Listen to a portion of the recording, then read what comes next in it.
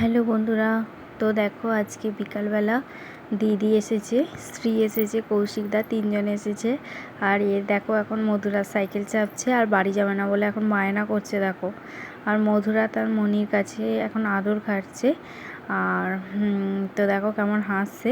আর স্ত্রী তো কিছুতেই বাড়ি যেতে চাইছে না, ওর এত ভালো লাগছে, খুব কাঁদছে যাবে না বলে। আর তো দেখো এরপর আর ভিডিও করা হয়নি।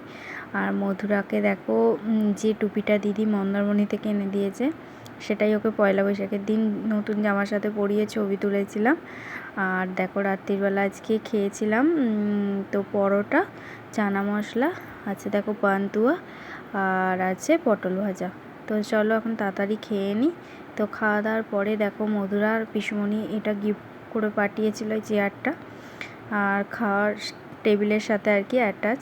তো ওটাই বসে এখন মজা করছে।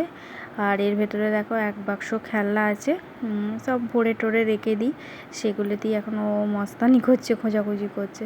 তো চলো আজকের ভিডিওটা এই পর্যন্তই, আজকের মতন টাটা।